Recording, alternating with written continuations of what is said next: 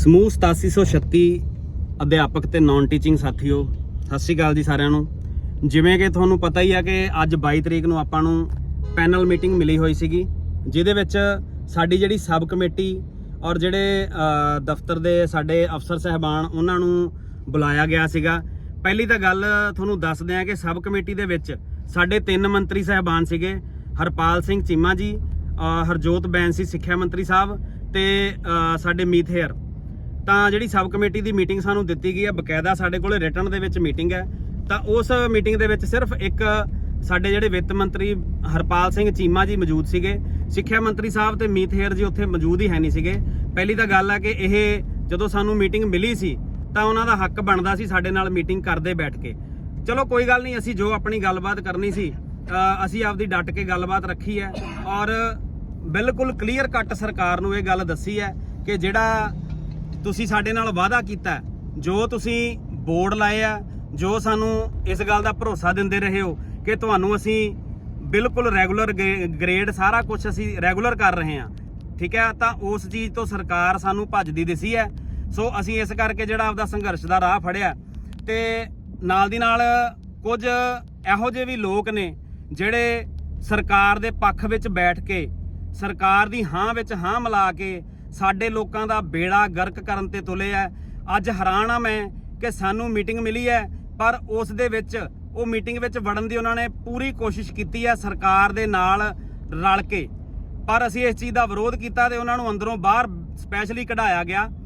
ਚਲੋ ਜੋ ਵੀ ਹੋਇਆ, ਪਰ ਅਸੀਂ ਇੱਕ ਗੱਲ ਸਪਸ਼ਟ ਕਰ ਦੇਣਾ ਚਾਹੁੰਦੇ ਆ ਕਿ ਸਰਕਾਰ ਜਿਹੜੀ ਹੈ ਸਾਡੇ ਨਾਲ ਜੋ ਸਾਡੇ ਨਾਲ ਵਾਅਦਾ ਕੀਤਾ ਉਹ ਤੋਂ ਭੱਜਦੀ ਨਜ਼ਰ ਆ ਰਹੀ ਹੈ ਤੇ ਅਸੀਂ ਦੋ ਸ਼ਬਦਾਂ ਵਿੱਚ ਕਹਿ ਕੇ ਆਏ ਆ ਕਿ ਜੋ ਸਾਡੇ ਨਾਲ ਵਾਅਦਾ ਕੀਤਾ, ਬੋਰਡ ਲਾਏ ਆ, ਅਸੀਂ ਉਸ ਤੋਂ ਬਿਨਾ ਕੋਈ ਸਾਡਾ ਸਮਝੌਤਾ ਨਹੀਂ। ਕਿਉਂਕਿ ਬਾਰ-ਬਾਰ ਸਾਨੂੰ ਕਿਹਾ ਕਿ ਜਿਹੜੇ ਆਰਡਰਸ ਮਿਲ ਰਹੇ ਆ ਤੁਸੀਂ ਇੱਕ ਵਾਰ ਆਰਡਰ ਲਓ, ਆਰਡਰ ਦੇ ਵਿੱਚ ਜੋ ਲਿਖਿਆ ਆਊਗਾ ਤੁਹਾਨੂੰ ਪਤਾ ਲੱਗੂਗਾ, ਠੀਕ ਹੈ। ਤੇ ਜਦੋਂ ਅਸੀਂ ਬਾਰ-ਬਾਰ ਗੱਲ ਕਰਦੇ ਸੀ ਪਾਲਿਸੀ ਦੀ ਤਾਂ ਸਾਨੂੰ ਕੋਈ ਵੀ ਸੰਤੋਸ਼ਜਨਕ ਜਵਾਬ ਅੱਗੋਂ ਨਹੀਂ ਮਿਲਦਾ ਸੀਗਾ। ਸੋ ਸਾਥੀਓ, ਸਾਡੀ ਬੇਨਤੀ ਇਹ ਹੈ ਕਿ ਕਾਇਮ ਹੋ ਜਾਓ। ਸਾਡਾ ਇਹਨਾਂ ਨੇ ਸਬਰ ਪਰਖਣਾ, ਕੋਈ ਗੱਲ ਨਹੀਂ। ਜਿਹੜਾ ਸਾਡਾ ਸਾਥੀ ਹੈ ਉਹ ਠੀਕ ਹੈ, ਬਹੁਤ ਤਕੜੇ ਮਨ ਨਾਲ ਬੈਠਾ ਹੈ, ਸਾਨੂੰ ਵੀ ਪਤਾ ਇਸ ਗੱਲ ਦਾ। ਤੇ ਇੱਕ ਮੈਂ ਹੋਰ ਗੱਲ ਦੱਸ ਦੇਵਾਂ, ਜਿਹੜੀ ਗੱਲ ਸਰਕਾਰ ਵੱਲੋਂ ਆਈ ਹੈ, ਸਾਨੂੰ ਸ਼ੱਕ ਤਾਂ ਪਹਿਲਾਂ ਹੀ ਸੀ, ਪਰ ਮੰਤਰੀ ਸਾਹਿਬ ਦੇ ਮੂੰਹੋਂ ਹੀ ਇਹ ਗੱਲ ਨਿਕਲੀ ਹੈ ਕਿ ਜੇ ਤੁਸੀਂ ਨਹੀਂ ਕੁਝ ਲੈਣਾ ਚਾਹੁੰਦੇ ਤਾਂ ਤੁਹਾਡੀ ਮਰਜ਼ੀ ਆ, ਅਸੀਂ ਇੱਕ ਕਲਿੱਕ ਵਾਲੀ ਆਪਸ਼ਨ ਦੇ ਦਿੰਨੇ ਆ, ਜਿਹਦਾ ਦਿਲ ਕਰਦਾ ਉਹ ਲੈ ਲਿਓ, ਜਿਹਦਾ ਦਿਲ ਕਰਦਾ ਉਹ ਨਾ ਲਿਓ। ਤਾਂ ਅਸੀਂ ਇਸ ਗੱਲ ਤੇ ਸਪਸ਼ਟ ਕਰ ਦੇਣਾ ਚਾਹੁੰਦੇ ਆ, ਕੋਈ ਗੱਲ ਨਹੀਂ, ਸਾਡੇ ਸਾਥੀ ਆ ਜਿਹੜੇ, ਅਸੀਂ ਕਿਸੇ ਦਾ ਨੁਕਸਾਨ ਨਹੀਂ ਚਾਹੁੰਦੇ। ਜੋ ਮਿਲੂਗਾ ਅਸੀਂ ਉਸ ਹੱਕ 'ਚ, ਕੋਈ ਗੱਲ ਨਹੀਂ, ਸਰਕਾਰ ਸਾਨੂੰ ਦੇ ਦੇਵੇ, ਸਾਡੇ ਸਾਥੀ ਲੈ ਲੈਣ, ਪਰ ਕੋਈ ਨਹੀਂ, ਇਸ ਗੱਲ ਦੀ ਅਸੀਂ ਗਰੰਟੀ ਦਿੰਨੇ ਆ ਕਿ ਕਲਿੱਕ ਵਾਲੀ ਆਪਸ਼ਨ ਆਉਣ ਦੇ ਬਾਵਜੂਦ ਅਸੀਂ ਤਨਖਾਹਾਂ ਵੀ ਵਧਾ ਲਾਂਗੇ ਆਪਣੀਆਂ, ਪਰ ਜੋ ਸਾਡਾ ਸੰਘਰਸ਼ ਅਸੀਂ ਸ਼ੁਰੂ ਕੀਤਾ ਉਹਨੂੰ ਅਸੀਂ ਖਤਮ ਨਹੀਂ ਕਰਨਾ। ਸਾਡਾ ਸਾਥੀ ਸਿਰਫ ਉਸ ਦਿਨ ਥੱਲੇ ਉਤਰ ਕੇ ਆਊਗਾ ਜਿਸ ਦਿਨ ਸਾਨੂੰ ਰੈਗੂਲਰ ਦੇ ਆਰਡਰ ਵਿਦ ਗ੍ਰੇਡ ਪੇ ਸਾਰੀਆਂ ਜੋ ਕੋਈ CSR ਰੂਲਸ ਮਿਲਣਗੇ।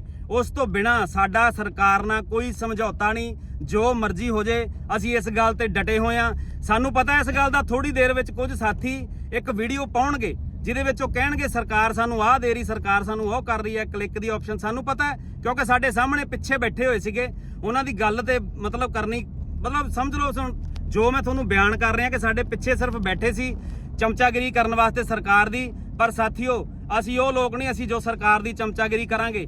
ਜੋ ਸਰਕਾਰ ਨੇ ਸਾਡੇ ਨਾਲ ਵਾਅਦਾ ਕੀਤਾ ਉਹ ਸਰਕਾਰ ਨੂੰ ਨਿਭਾਉਣਾ ਪਊਗਾ, ਨਹੀਂ ਤਾਂ ਸਾਡੇ ਵੱਲੋਂ ਦੋ ਟੁਕ ਜਵਾਬ ਹੈ। ਜੋ ਸਾਡੀ ਜਿਹੜੀ ਜਥੇਬੰਦੀ ਆ ਇਸ ਗੱਲ ਤੇ ਖੜੀ ਆ ਤੇ ਹਮੇਸ਼ਾ ਖੜੀ ਰਹੂਗੀ। ਸੋ ਇਸ ਗੱਲ ਤੇ ਹੁਣ ਸਾਥੀਓ ਤੁਸੀਂ ਵਿਚਾਰ ਕਰ ਲਿਓ ਕਿ ਅਸੀਂ ਜਿਹੜੀ ਸਾਰੀ ਜ਼ਿੰਦਗੀ ਸਿਰਫ ਇੰਨੀ ਕੁ ਤਨਖਾਹ ਵਾਧੇ ਨਾਲ ਲੰਘਾਉਣੀ ਹੈ ਕਿ ਅਸੀਂ ਮਾਣਯੋਗ ਜਿਹੜੀ ਸਾਡੀ ਸਨਮਾਨ ਬਣਦਾ ਸਾਡਾ ਬਹਾਲ ਕਰਾਉਣਾ, ਜੋ ਸਾਨੂੰ ਰਿਸ਼ਤੇਦਾਰਾਂ ਵੱਲੋਂ ਵਧਾਈਆਂ ਆ ਚੁੱਕੀਆਂ, ਸਾਰਾ ਕੁਝ ਹੋ ਚੁੱਕਿਆ, ਅਸੀਂ ਉਹ ਚੀਜ਼ ਲੈਣੀ ਹੈ ਜਾਂ ਦੂਜਾ। ਸੋ ਬਾਕੀ ਇਸ ਗੱਲ ਤੇ ਤੁਸੀਂ ਜ਼ਰੂਰ ਸੋਚਿਓ, ਜੋ ਮੀਟਿੰਗ ਵਿੱਚ ਹੋਇਆ ਹੂ ਬਹੂ ਤੁਹਾਨੂੰ ਦੱਸਿਆ ਗਿਆ। ਬਹੁਤ ਬਹੁਤ ਧੰਨਵਾਦ।